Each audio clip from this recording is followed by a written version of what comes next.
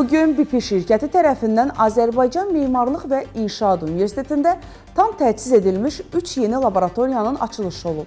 3 yeni yaradılmış laboratoriyanın avadanlıqla təmin olunması ilə bağlı keçirilən tədbirdəyik. Gəlin avadanlıqlarla yaxından tanış olaq. Yeni laboratoriyalar BP-nin Azərbaycan Memarlıq İnşaat Universitetinə daha öncə hədiyyə etdiyi 3 laboratoriyaya əlavə olaraq universitetin texniki infrastrukturunun genişləndirməsinə xidmət edəcək. Bu təşəbbüs BP-nin yerli universitetlərin tədris və tədqiqat imkanlarının müasirləşdirilməsinə, dəstək öhdəliyinin bir hissəsi olmaqla təhsilin keyfiyyətinin artırılmasına, mühəndislik və tikinti sahələrində innovasiyaların təşviqinə yönəlib.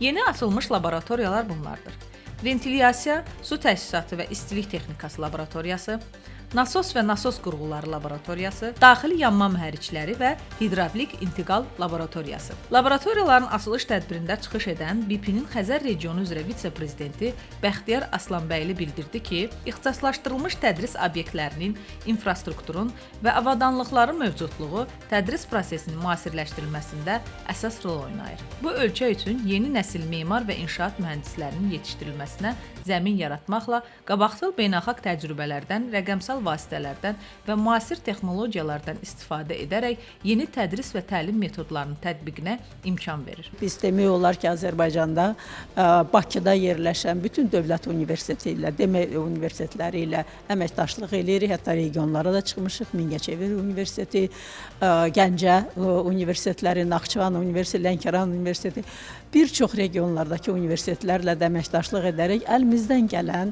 layihələrdə nə dəstək mümkündürsə edirik. Dünyanın qabaqcıl universitetləri hansı bilikləri, hansı dərsliklərdən ala bilirsə, biz də çalışırıq ki, bizim universitetlərin tələbələrinə də həmin o çıxışı, həmin o imkanı yaradaq.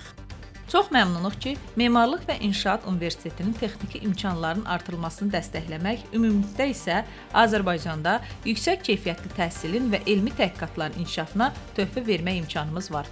Bizim universitetdə neft-qaz qurğuları mühəndisliyi ixtisasında təhsil alan tələbələr üçün çox vacib qurğulardır. Yəni bunun əsasında uşaqlar laboratoriya dərsləri keçəcəklər və karbohidrogenin hasilatı haqqında çox geniş məlumat toplaya biləcəklər. Yəni bax bunun biri hidropoşeli nasosdur, o birisi isə ştanklı nasosdur. Hər biri o birindən müxtəlifdirlər və uşaqlar bunun əsasında 9 dənə laboratoriya keçə biləcəklər və ştanqlı nasosunun işi zamanı burada müxtəlif formada, yəni laboratoriya işləri aparıla biləcək. Layihənin ümumi dəyəri 170.245 AZN-dir. Bu məbləğə bütün laboratoriya avadanlıqlarının alınması, çatdırılması və quraşdırılması, həmçinin yeni qurğu və texnologiyalardan səmərəli istifadəni və onlara lazımi texniki xidmətin göstərilməsini təmin etmək üçün universitet heyətinə hərtərəfli təlimin keçirilməsi daxildir.